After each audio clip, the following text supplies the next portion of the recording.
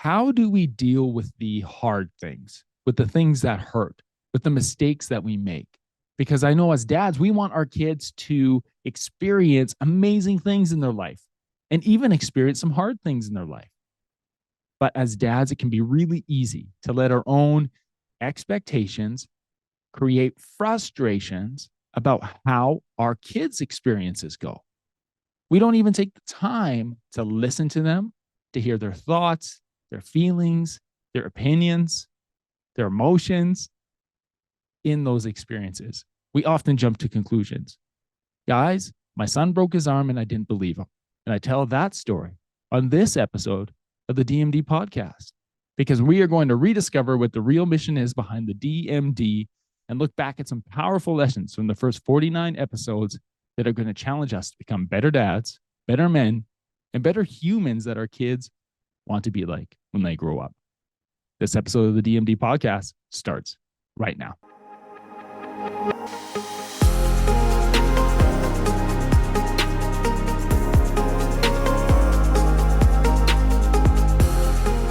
Hello, my friend. Welcome to this episode of the Dads Making a Difference podcast. My name is Cam Hall. Welcome to episode 50 of the Dads Making a Difference podcast. It has been an incredible run over the last 7 months. And I have to let you know, I appreciate you. I appreciate you being here. I appreciate you sharing this because the only way that we are going to spread a message of hope, of love, of challenge, of growth is that we share this with other men in our lives, men who will be inspired to make a difference in the lives of their family, their business, and their community around them. You know, our call to arms here is that we want to challenge you to grow, in 6 areas. If you're not familiar with those areas, we've touched on them in some capacity in every single episode of this podcast. And those 6 pillars of growth that we want to see, that we want to address, that we want to challenge you in each and every day, each and every week, is to grow in 6 ways: spiritually, physically, emotionally, financially, professionally, and intellectually, to challenge you to move forward in one or more of those areas. And today I want to share some of my greatest takeaways over the last 49 episodes that have stuck with me, that have challenged me, but also want to share a story with you, a story that is from this week with you that just points out that, you know what? I don't have this figured out. But that's not why I started this podcast. I didn't start this podcast because I thought I had it all figured out. I didn't start this podcast because I thought I had the answers and I could just give you the answers out of my head of how you were going to improve your life and how you were going to make a difference. But I knew as we came together as a group, came together as a brotherhood, that there would be accountability. And I also know that proximity is power. And so that I know connecting with the amazing guests that we've had on and meeting them, having conversations with them, sharing those conversations with you, that is bringing us in proximity with one another. And that is powerful because there is an energy transfer that takes place between us. From your comments back to me and your messages, those fire me up. Those get me going, guys. I appreciate you. There's nothing more I like than getting those messages from you. But also to see you share this, to see you tag other people in these episodes, man, you got me fired up and I appreciate you. And there's this energy transfer that happens where my hope is that you listen to these episodes and these interviews and you can take at least one thing away from every conversation that you can work on or implement or share that's going to fire you up, going to fire up your spouse, going to fire up your kids, going to fire up your friends, your church, community, your business, your job, your coworkers, and it's going to spread because that's how we're going to really make a difference. I don't make a difference if I stand alone here in this office and just talk into a camera by myself. I make a difference if I can convince you that it is worthwhile. It is worthwhile to be a dad making a difference, to make an impact. Okay, I'm going to stop on my soapbox because there's an incredible energy transfer that happens here. There's a knowledge transfer, and it's inspirational. I hope for you. I know it has been for me. But it also comes with accountability because I am very aware of the perception that could be given off by this podcast. I'm very aware of the perception that could be given off by all the things that I do in my life, and people are watching me. And I'm not perfect. I am far from it, man. I am actually so far from perfect. You'll probably, I don't know. If you met me in person, you probably think I'm a nice guy, but you'd see that I have my flaws. That's for sure. But as do you. And I think that's what makes you amazing. It makes you unique. It makes us all that way, is that we each have our flaws. And so inspiration and motivation and accountability, that is what Dad's Making a Difference is all about. And I'm going to be accountable today. I'm going to tell you a story about this week. I'm trying to not get emotional because this was eye-opening for me this week. It's a story about my son. It's a story about my relationship with my son. My son is going to be 9 years old. He's 8. He'll be 9 at the end of June. And he loves sport. Like, he just loves to move and be active. And he's a happy, happy kid. And he's very cuddly and he wants to wrestle. And we have such a strong relationship. And I feel that my son, Braylon, he trusts me. And I know he knows I love him. And he can rely on me. And I can be there for him. I have the same relationship with my daughter. I'm so grateful that I have those relationships with my kids. I want to talk about Bray today because Bray said something this week that shook my world. And it hurt, but it helped me grow. And I want to share it with you. So here's the deal. Braylon loves soccer. I love baseball. Bray loves soccer. Bray also likes baseball, but decided he wanted to play soccer this spring, which is great. Good for him. So he was at what they call evaluations. It's like tryouts, but he's 8, so it's not that cutthroat. Regardless, he goes on Monday, has a fantastic time, has this great time with all these kids. There's like 30-something boys, all 8-year-olds running around. Just imagine what that looks like, playing soccer. And some of these kids are actually really good. They played soccer since they were like 5. They're 8, 9 years old right now. And yeah, they're doing great. They're out there having a blast. I do live in Canada, so even though he's playing outdoor soccer, these tryouts were inside at a soccer center because there's snow on the ground. So he's inside. They're out on the field. And in the second tryout, tried out on Monday, did great, did amazing, was so proud of him. He was so excited. He was proud of himself. On Tuesday, he gets there and he's so excited. He's out on the field. He's like 15 minutes. We got to be early for everything, which I appreciate that. He's out there 15 minutes early. The kids are all running around. Kids are starting to kick the ball into the net and against the boards because this is an indoor facility. And Ray decides he's going to jump into net. He's going to be keeper, which he loves doing, by the way. But he didn't have gloves on. And so he jumps in and kids start shooting on him, start kicking.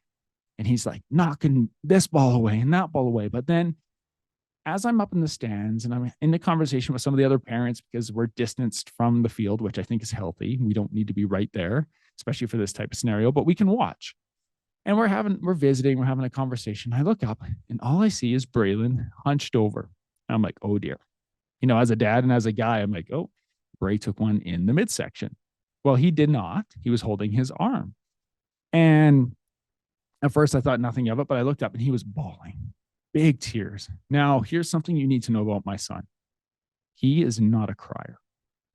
He's not a crier. I remember when Bray would fall and smash his head, like smash on the park. He would come to me and his eyes would be welling up and his mouth would be closed, but he would just have this stern look in his face and he wouldn't cry.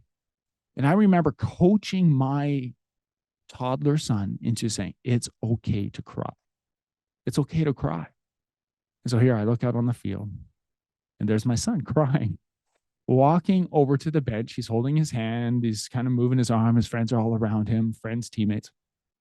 And then they go back to warming up, but Bray's still walking over to the bench. One of the coaches comes, kind of wraps his arm around and says, hey, buddy, how are you? And I can see he's explaining what's happened. Bray goes and sits on the bench and he's bawling. He kind of looks up to see where I am. When he looks up, I know, okay, I need to go over there. Like, this is more than I think it is as a dad. I'm not sure what happened. I go over there. I can see the head coach comes over and the head coach is like on one knee in front of the bench. He's talking to Bray and Bray's trying to explain what happened through sobbing and tears. And I wait and I give space because I think there's an important piece of letting your kids process through stuff with other adults that they can trust.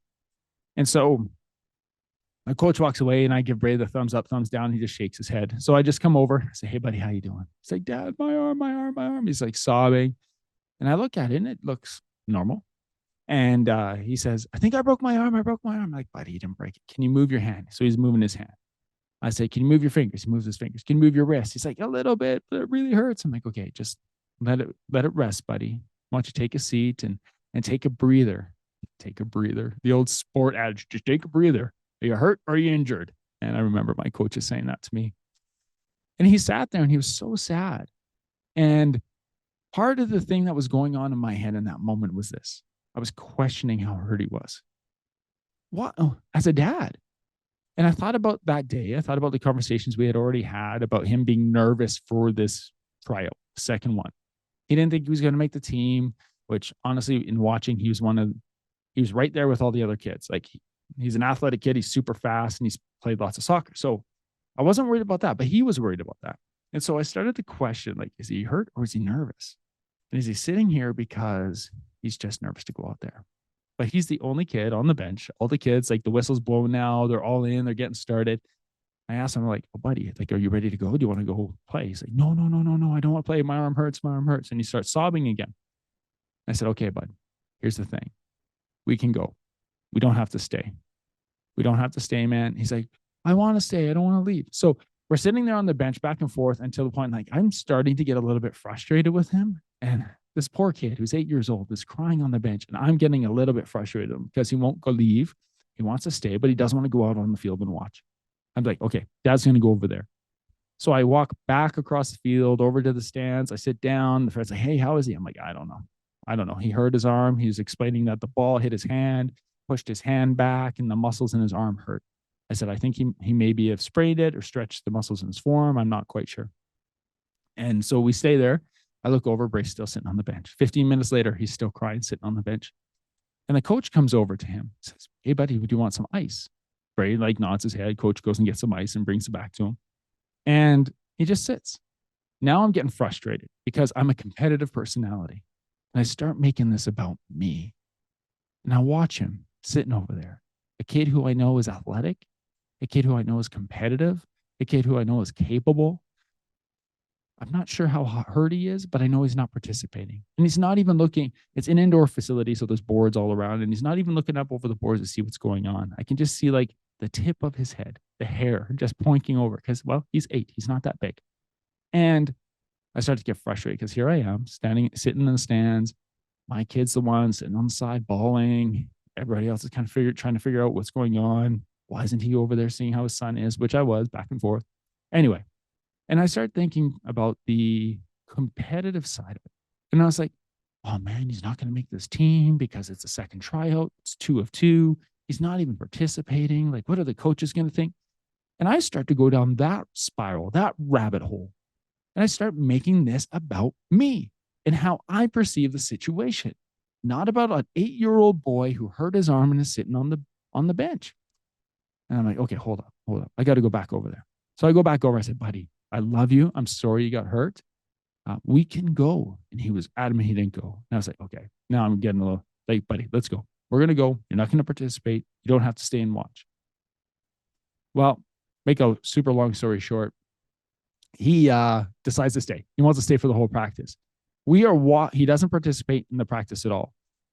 About 15 minutes left, he looks up and he sees me just sitting in the stands. And now I think back to this. And I was probably sitting in the stands with my elbow on my knee, with my face on resting on my hand, which is not a posture of interest for sure.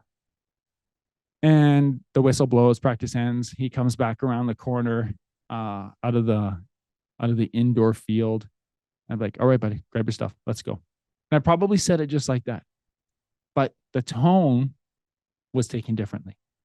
And as we walked out of that soccer center, we're walking back to the truck. My son looks up to me. He says, Dad, I'm sorry I made you sad. I'm sorry I didn't make you happy. And I was like, buddy, what? No. He's like, I'm sorry I didn't make you happy. And he starts crying again. And then in that moment, I realized that I had made that experience about me. And Braylon noticed it. He saw it in me. There's something he saw that said that my dad is not happy with me because I'm not participating. And I felt terrible. Like it was like a knife in my heart. And I got down on my knees on the sidewalk and I grabbed him and I looked at him in the eye and I said, Braylon, I'm sorry. Buddy, it is okay to cry. I'm sorry you hurt yourself. I'm sorry you didn't get to play. Dad is not upset with you. I feel bad that you weren't able to participate, but man, I love you. Let's go home. And so we jump in the truck and we go home. And I just think about this over and over and over in my head. That night, this comment is, Dad, sorry, I didn't make you happy. Well, sure enough, the next morning we get up and we want to head off to school and off to work, and his arm still hurts. So we take him to the emergency room. We get some x-rays done. And sure enough, Braylon has broken his arm playing soccer, saving a ball that pushed his hand back so fast it snapped the bone just above his wrist. And I was like, oh my goodness. Because when he came off ball, he's like, Dad, I broke my arm. I'm like, buddy, you didn't break your arm. Well, no, he did. He did break his arm. And as soon as the doctor came in and was like, buddy, I think we broke it. Let's go get some x-rays. Get the x-rays, come back. Doctor's like, yep, you broke it. So we're going to cast it and do this. As the doctor went to get the casting materials, I looked at Bray in the eye. I kneeled down on the side of that hospital bed. I looked him in the eye and I grabbed him on both sides of his head, one hand on each cheek. I kissed him on the forehead.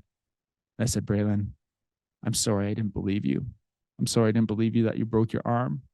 Your brain knew, your heart knew that something was wrong. Your dad should have got you checked out right away.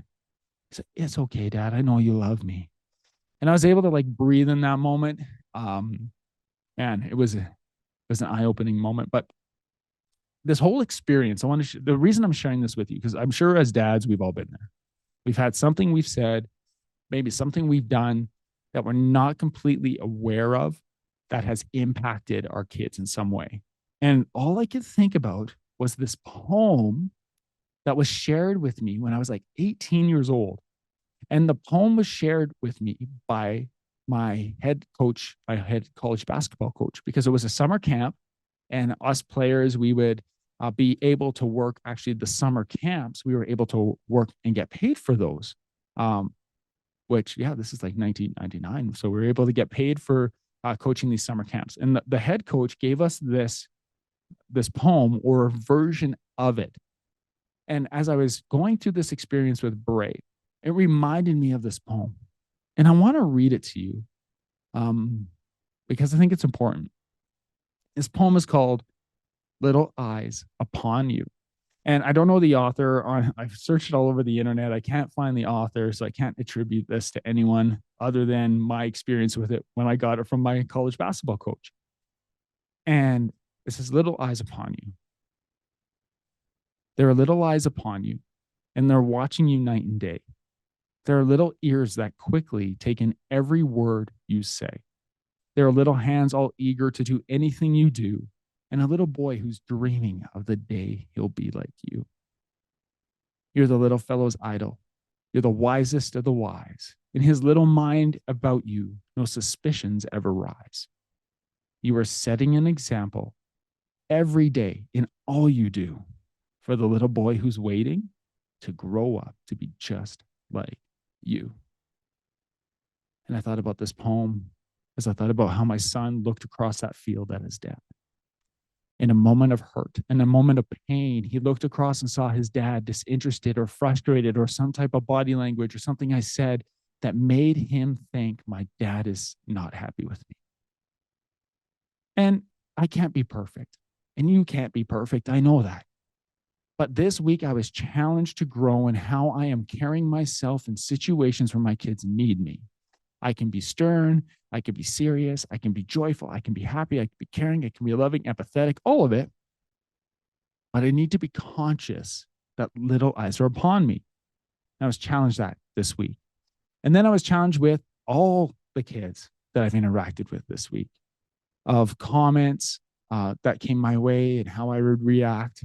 For those of you guys who know, like, yeah, I'm a vice principal of a high school. So I have lots of interactions with youth, and those are still little eyes who are watching me. And I look at my daughter and I look at my son and they're watching me. And your kids are watching you too. and I don't have this figured out. And I'm trying to realize why this touched me so much and why it impacted me this week.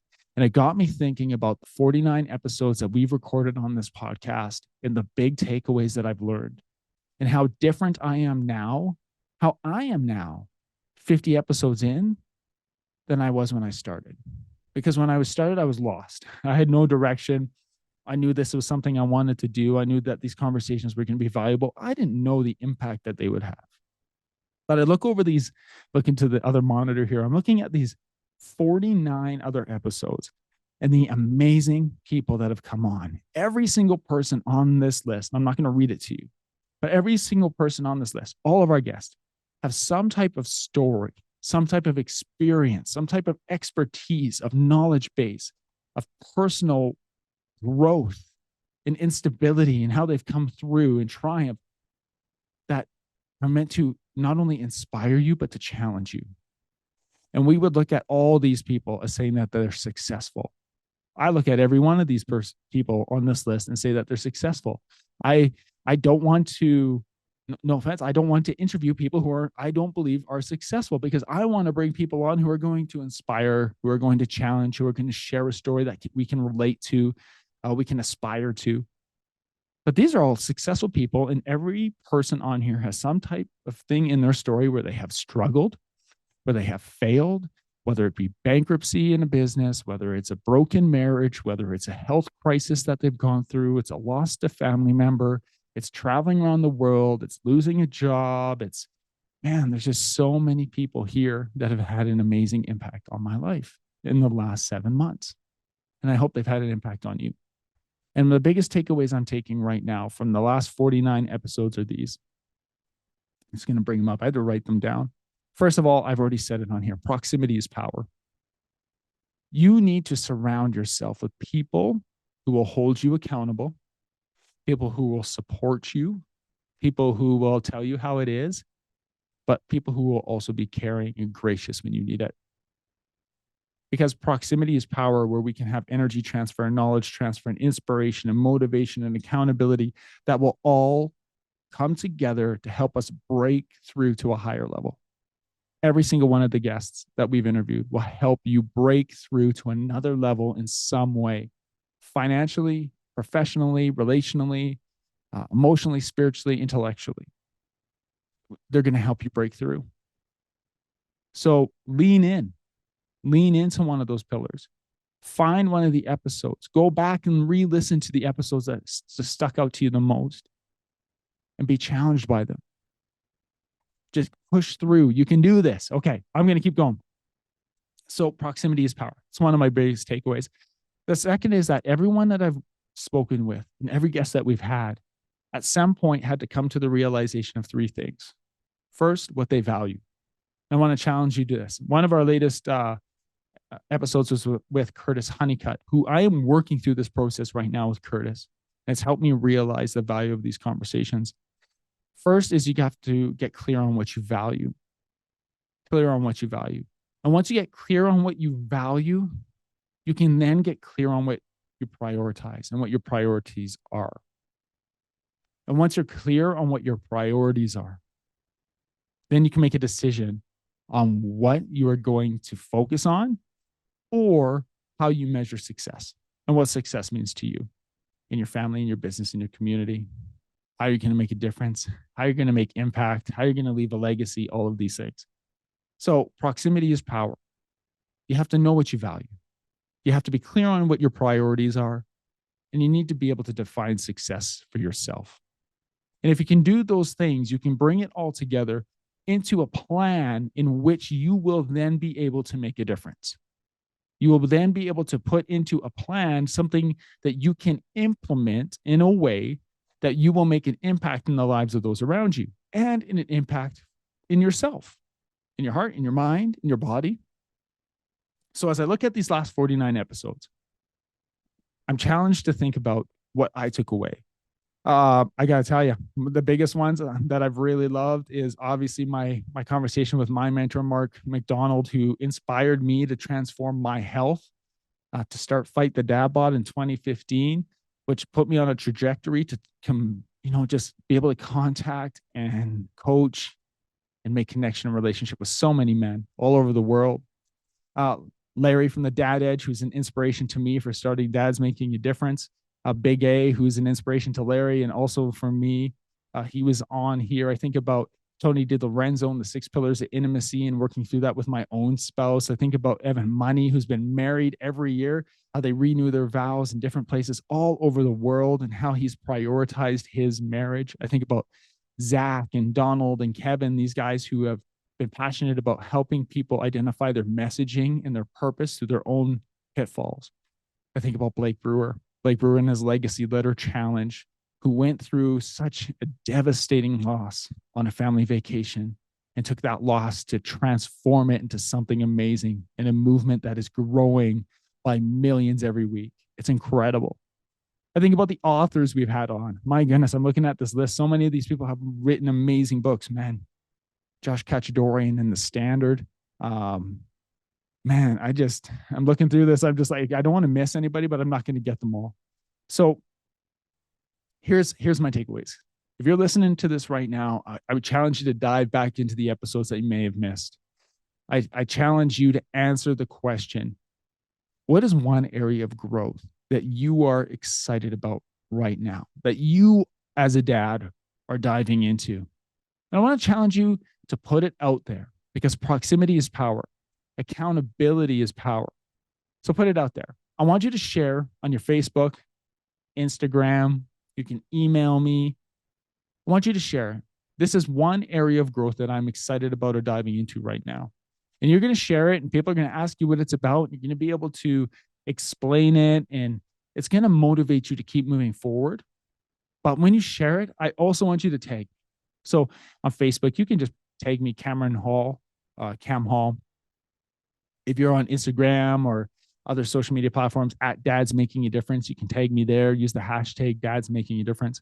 But I want us to start sharing this message because the only way that we're going to inspire other men to make a difference in their lives and in the lives of others is if we spread the word. Because myself alone in this office, talking to this camera and to this microphone is one step I can take to make a difference.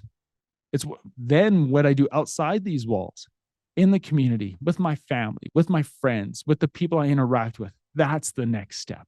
So go out there, make a difference because you can do this, because you have purpose, because you have a story that's going to inspire someone else. And I want you to share it. So please share it, tag at Dads Making a Difference.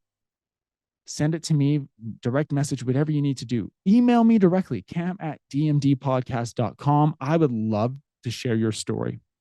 And here's what I'm going to do. You might notice if you're watching on YouTube, I got some stuff behind me that I haven't had in the past. A bunch of hats sitting on my shelves. I got about 20 hats here. And I could sell them. Sure, I could. But I want to give them. I want to give them to you. I want to get our Dads Making a Difference message out there. I want people to ask, what is that? What's the DMD? And I want you to be able to say, this is what it is. It's a mission to help men make a difference. It's a mission to help men grow spiritually, intellectually, physically, emotionally, financially, and professionally. And I'm part of it. I believe in it. I'm part of it. And I'm challenged to grow. So my friend, if you tag me, you share your story, send me an email, send me a video. I'll probably send you a video back. But I'm going to choose some names. We're going to do a draw. I'm going to fire you. I'm going to send you a hat. I got some stickers and stuff too, but I'm going to send you a hat as my appreciation for you being part of this community, being part of this podcast and spreading the word. So my friend, go out there, make a difference because you got the power in you. We'll talk soon.